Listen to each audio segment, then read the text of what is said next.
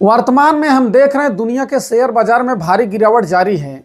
ऐसे में अगर आपके घर में बेटी है और आप उसके भविष्य के लिए, पढ़ाई के लिए, शादी के लिए 100% सुरक्षित, टैक्स फ्री और सरकारी स्कीम खोज रहे हैं तो सुकन्या समृद्धि योजना आपके लिए एक बेहतरीन विकल्प हो सकता है। तो आज की इस वीडियो में हम बात करने वाले हैं सुकन्या समृद्धि योजना के बारे में डिटेल वीडियो। आपसे विनम्र निवेदन, अगर आपने इस पर YouTube पर वीडियो देखा हो तब भी इस वीडियो को देखिएगा। बोर्ड पे देख रहे हैं 20 पॉइंट में इसमें समझाया गया है, पूरा डिटेल में इसमें समझाया जाएगा और बेहतरीन तरीके से। तो नमस्कार दोस्तों, आप देख रहे हैं अपना पसंदीदा यूट्यूब चैनल विपिन पतालवंशी, जहां हम बात करते हैं स्मार्ट और पीसफुल इन्वेस्टिंग के बारे में। तो आइए सुकन्या समृद्धि योजना की ABCD शुरू करते हैं। पहला आ जाते हैं, पहला पॉइंट इसमें क्या है, सुकन्या समृद्धि योजना क्या है। क्या है का मतलब, यह भारत सरकार की एक स्मॉल सेविंग स्कीम है जो सिर्फ बेटियों के भविष्य के लिए बनाई गई है। बेटियों के भविष्य के लिए बनाई गई, सिर्फ बेटियों के भविष्य के लिए। अब आ जाता है दूसरा पॉइंट, योजना का प्रारंभ कब किया गया। तो इस योजना का प्रारंभ 22 जनवरी 2015 में बेटी बचाओ बेटी पढ़ाओ के अभियान के रूप में इसकी शुरुआत की गई थी। अब आ जाते हैं इसमें तीसरा पॉइंट क्या है, अकाउंट कौन खोल सकता है। अकाउंट ये कहने का मतलब किसके नाम पे खोला जा सकता है। देखिए इसमें जैसे मैं बताया कि अकाउंट होल्डर सिर्फ बेटी हो सकती है तथा माता पिता या गार्जियन अकाउंट खोल सकते हैं किसके नाम पे, अपनी बेटी के नाम पे। अब बेटी के नाम पे खुलेगा तो उसकी पात्रता क्या होगी, पात्रता इसमें दिया गया है। तो बेटी की कुछ पात्रता ऐसा तो है नहीं सबके लिए खुल जाएगा। इसमें खाता खोलने की बेटी की उम्र 10 साल या उससे कम होनी चाहिए, भारतीय नागरिक हो और एक परिवार में अधिकतम 2 बेटियों के लिए खाता खोला जा सकता है। जैसे मान लीजिए, लेकिन ऐसी स्थिति कुछ अपवाद स्थिति है, 2 खाता तो खुलेगा एक परिवार में, लेकिन मान लीजिए पहली बेटी है, दूसरे स्टेप में 2 बेटियां हो गई या ट्रिपल हो गई बेटियां, तो दूसरी बार में जितनी बेटियों का जन्म होगा उसमें 2-3 अकाउंट खोला जा सकता है उस स्थिति में। अब आ जाता है बेटी का खाता खोलने की सही उम्र। जैसे मैंने बताया कि 10 साल में खाता खोला जा सकता, 10 साल तक। आप अपनी गणना मत उसमें लगाइएगा कि काउंटिंग करके कि 10 साल हो गया है। देखिए 10 साल जिस दिन हो जाएगा खाता खुलेगा कि नहीं ये कोई नहीं बता पाएगा। नियम तो है, लेकिन वहाँ जाएंगे जब सॉफ्टवेयर में जब अकाउंट ओपन होता है, पोस्ट ऑफिस से बैंक में जाएंगे, एंट्री होगी, अगर एक्सेप्ट कर लेगा तो ओपन हो जाएगा, नहीं 10 साल के 2-4 दिन 1-1 महीना पहले अकाउंट ओपन करा लीजिए। आते हैं अपने अगले पॉइंट पे कि अकाउंट खोलने की सही उम्र क्या है। देखिए अकाउंट 10 साल तक खोला जा सकता है, तो क्या है, सरकारी नियम हो गया। लेकिन हमारे लिए बेनिफिट कब होगा, किस उम्र में होता है, जितनी जल्दी हो सके, जितनी जल्दी हो सके उतनी जल्दी इसका खाता बेटी के नाम से ओपन करा लेना चाहिए। 1 साल में ओपन हो जाएगा तो और अच्छा रहेगा, 2 साल में होगा तो उससे कम, 3 साल में होगा तो उससे कम अच्छा रहेगा। कहने का मतलब जितनी जल्दी होगा खाता ओपन हो जाना चाहिए। मैं ऐसा मानता हूं कि 4-5 साल के अंदर अकाउंट ओपन हो जाए तिद्दी बेस्ट है। 9-10 साल 8 साल में इसका खाता खोलाने का कोई विशेष मतलब नहीं है। कारण क्या है, आप जब अकाउंट ओपन कराएंगे 21 साल पैसा आपको मैच्योरिटी होगा। तो मान लीजिए 10 साल में खाता ओपन करा रहे हैं तो 21 में 10 जोड़ दिए, 31 साल में विशेष काम में नहीं आएगा तो क्या करेंगे, इसमें अकाउंट ओपन करा के तो बहुत बेनिफिशियर 8-9-10 साल में नहीं रह जाएगा। फिलहाल अकाउंट खुलता कहाँ है, अब अकाउंट ओपन कहाँ होगा, इसमें दिया गया है अकाउंट कहाँ खुलेगा। अकाउंट पोस्ट ऑफिस में भी खुलेगा, बैंक में। बैंक जैसे सरकारी बैंक में, ये प्राइवेट बैंक भी है। सरकारी बैंक में जैसे SBI, state bank of India, bank of Baroda, union bank, तमाम सरकारी बैंक है। प्राइवेट HDFC, ICICI बैंक, सब सारे बैंकों में प्राइवेट में खोला जाता है खाता। लेकिन मैं ऐसा कहता हूँ जो भी सरकारी योजनाएं हो कोशिश करिए कि सरकारी बैंक में ओपन कराने के लिए। निजी बैंक इसमें बहुत रुचि नहीं लेते हैं तो जाने का कोई फायदा नहीं। हाँ पोस्ट ऑफिस है तो उसमें भी आप अकाउंट ओपन करा सकते हैं। पोस्ट ऑफिस और बैंक में पूछेंगे दोनों में से सबसे अच्छा ज़्यादा कौन रहेगा, तो मेरा मानना है कि बैंक इज द बेस्ट रहेगा। निवेश सीमा कितनी होनी चाहिए, कितना पैसा इसमें आप जमा कर सकते हैं साल में, निवेश इन्वेस्टमेंट लिमिट जैसा हम जानते हैं इसमें मिनिमम आप जो है 250 रुपया, एक फाइनेंशियल ईयर में 250 रुपया मिनिमम, मैक्सिमम 1.5 लाख रुपया आप इसमें जो है जमा कर सकते हैं, जमा कर सकते हैं। 15 साल जैसा हम जानते हैं हमको इसमें जमा करना रहता है। 15 साल आप पैसा जमा करेंगे और 21 साल बाद जो है आपकी क्या हो जाएगी, मैच्योरिटी हो जाएगी। निवेश अब अगला आ जाता है 5 तारीख का नियम। ये क्या है भैया नियम? आप सुकन्या समृद्धि योजना के खाते में जो भी पैसा जमा करेंगे, चाहे लमसम मतलब साल में एक बार या हर महीने जमा करेंगे, जो भी पैसा जमा करेंगे 5 तारीख के पहले जमा करेंगे। किसके? 5 तारीख के पहले।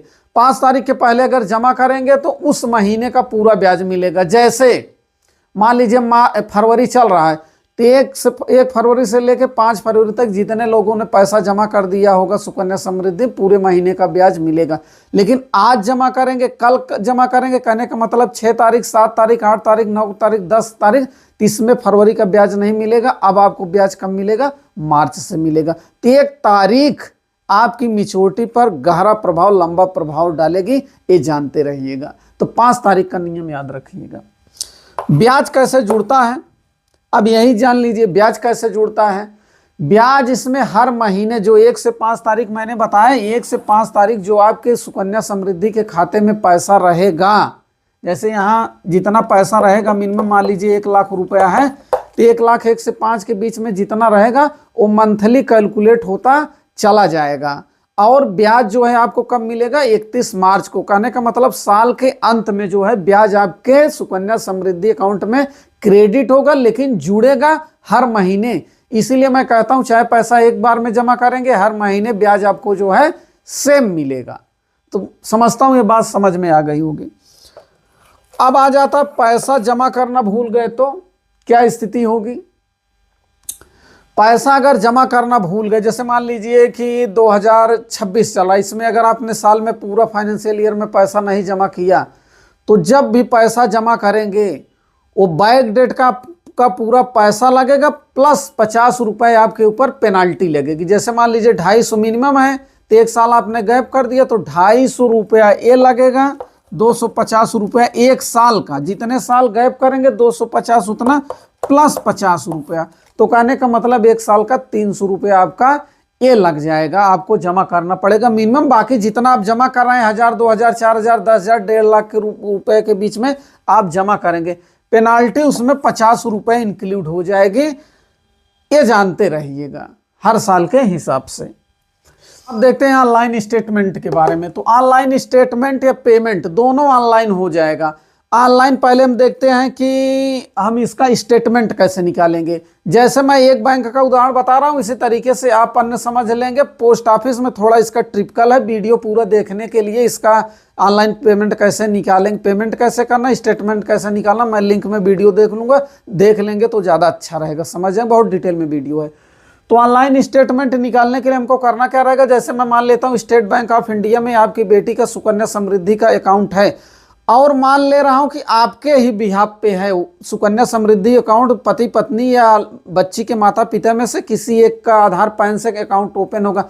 जिसके आधार पैन से अकाउंट ओपन हुआ है स्टेट बैंक ऑफ इंडिया में, अगर उसका भी saving account state bank of India में है तो बैंक में एक फॉर्म भर देंगे। आपके CIF से आपकी बेटी के सुकन्या का CIF आपके सेविंग अकाउंट में अटैच हो जाएगा, जुड़ जाएगा। फिर आप अपने सेविंग अकाउंट से उसको ऑपरेट कर सकते हैं, उसका आप स्टेटमेंट निकाल सकते हैं, उसमें आप ऑनलाइन पेमेंट अपने सेविंग अकाउंट से डायरेक्ट कर सकते हैं। इतना जो है करना रहेगा। तो ये ऑनलाइन पेमेंट और ऑनलाइन स्टेटमेंट की बात हो गई। टैक्स बेनिफिट इसमें है कि नहीं? बिल्कुल है। जैसा एक शब्द सुनते होंगे EEE, triple E, exempt exempt exempt. कहने का मतलब यह है पैसा जमा करेंगे तब भी छूट है। जैसे 1.80 के तहत हमको छूट मिलता है, तो 1.5 लाख तक वो छूट मिलेगा, प्लस जो मैच्योरिटी आपकी होगी वो उस पर छूट मिलेगा, और जब उसको विड्रॉल करेंगे तब छूट मिलेगा। तीनों स्तरों पे आपको इसमें कोई ब्याज नहीं देना है। अकाउंट बंद करने का नियम, इसको मैं थोड़ा सा अभी बताऊंगा यहाँ प्रीमेच्योर क्लोजर में, इसको इसलिए यहाँ मैं बताऊंगा, ध्यान से देखिएगा। अभी किस पे आ जाते हैं? खाता ट्रांसफर करने का नियम। क्या खाता ट्रांसफर हो जाता है? बिल्कुल हो जाता है।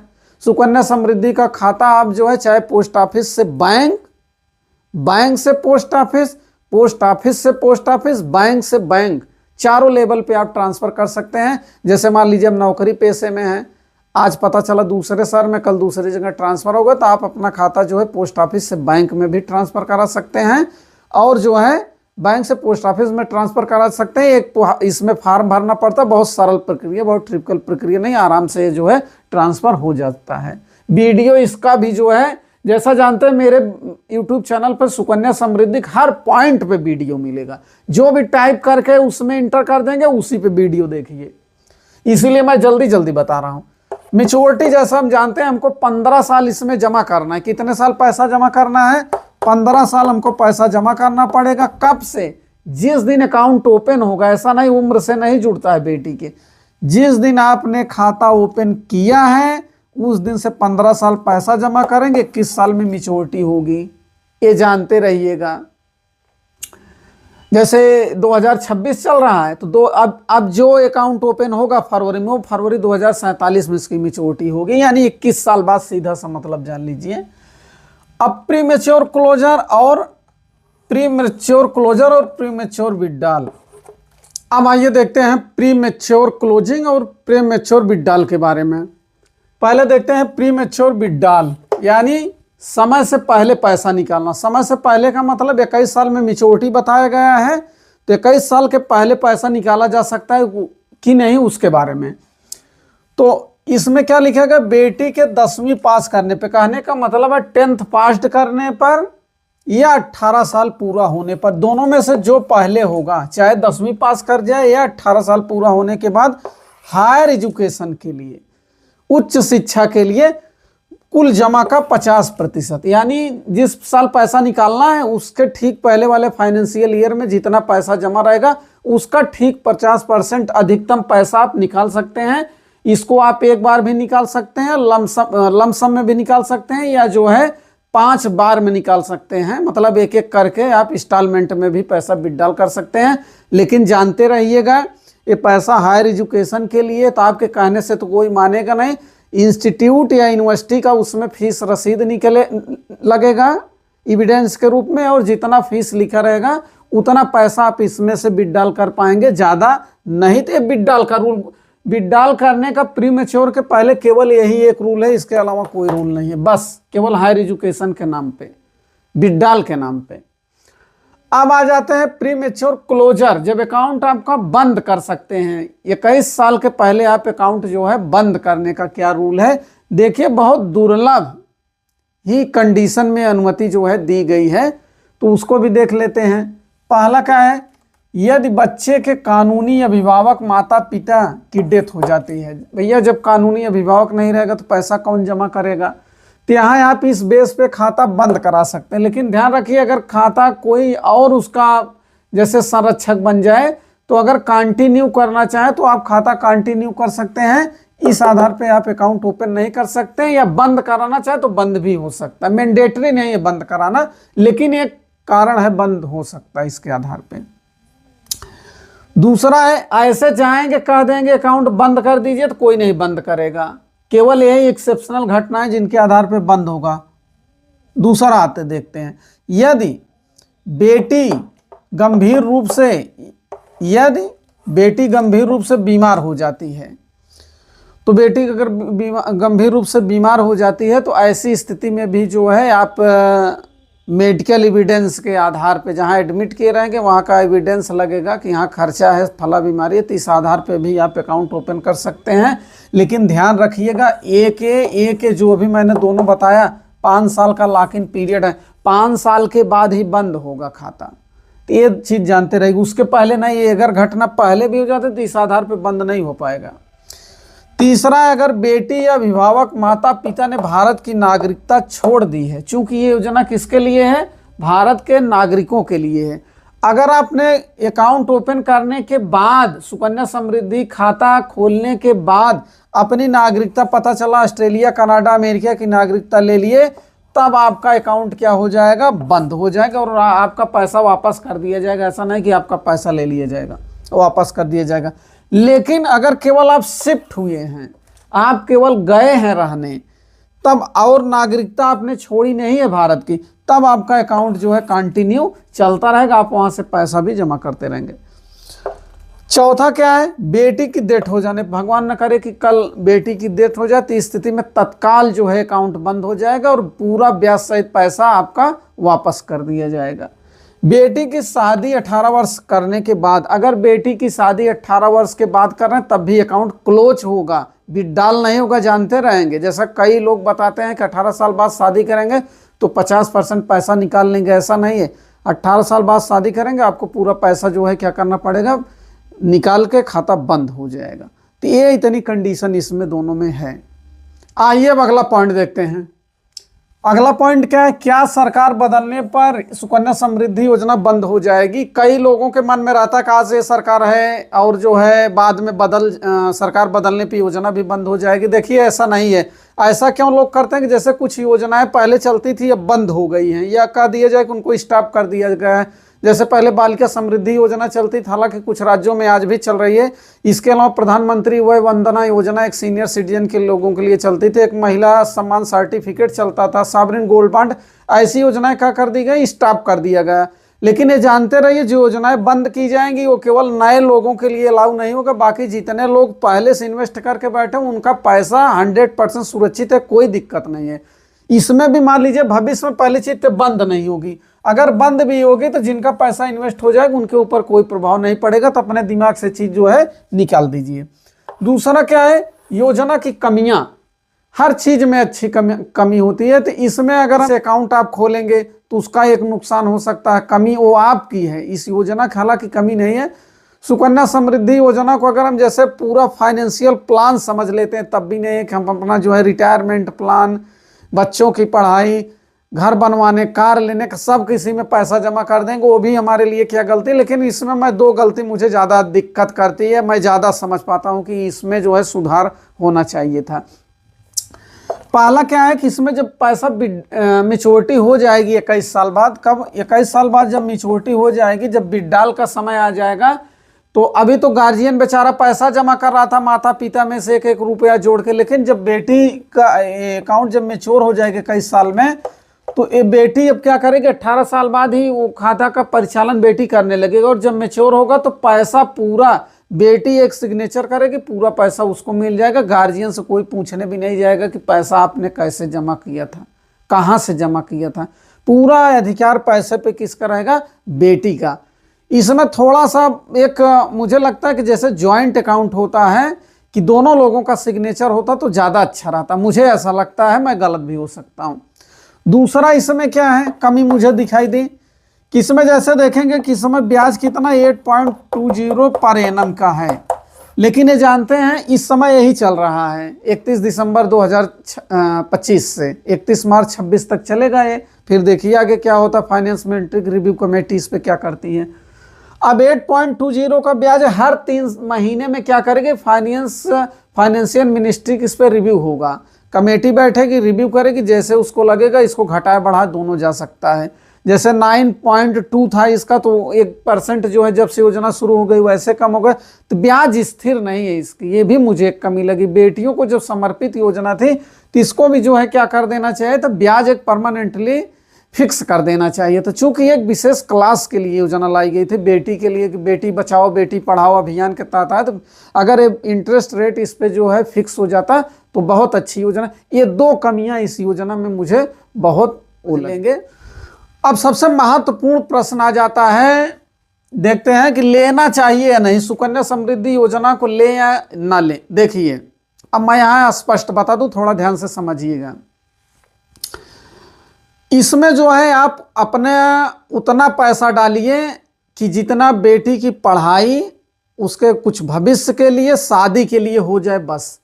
कहने का मतलब आप अपने रिटायरमेंट का पैसा, अपने घर बनवाने का अगर प्लान किया उसका पैसा, कार लेना है, आपका कोई अन्य बच्चे हैं, बेटा है, उसकी पढ़ाई के लिए, तो उसमें पैसा प्लीज़ मत डालिए। इसमें उतना पैसा डालिए जितना बेटी के भविष्य, शादी, पढ़ाई के लिए हो जाए, और वो पैसा चला भी जाए तो आपकी आर्थिक दशा पे बहुत प्रभाव ना पड़े, उतना पैसा इसमें जो है डालिए। कारण क्या है कि कल किसका कैसे मूड हो जाए, क्या हो जाए, कुछ भरोसा किसी का नहीं है। तो हम पहले से सिक्योर सेफ रहेंगे तो ज़्यादा अच्छा रहेगा। अगर आपकी नियमित कमाई है, मंथली इनकम है, या पैसा कहीं से बचा रहे हैं, तो इसमें जो है एक निश्चित धनराशि पैसा जमा करिए। लेकिन जैसे मैं बताया कि एक पोर्टफोलियो नुमा में ये भी अपना एक अलग करिए, नहीं कि पूरा पैसा इसी में दे रहे हैं, तो ये काम मत करिए। तो आप योजना ले सकते हैं, कोई दिक्कत नहीं, रहना चाहिए। पोर्टफोलियो का एक अमाउंट छोटा इसमें भी जाना चाहिए। तो उम्मीद करता हूं कि ये वीडियो आपको ज़रूर पसंद आया है, तो इसको लाइक करिए। चैनल पसंद आए तो सब्सक्राइब कर लीजिएगा। मिलते हैं अगली वीडियो में। धन्यवाद। जय हिंद, जय भारत।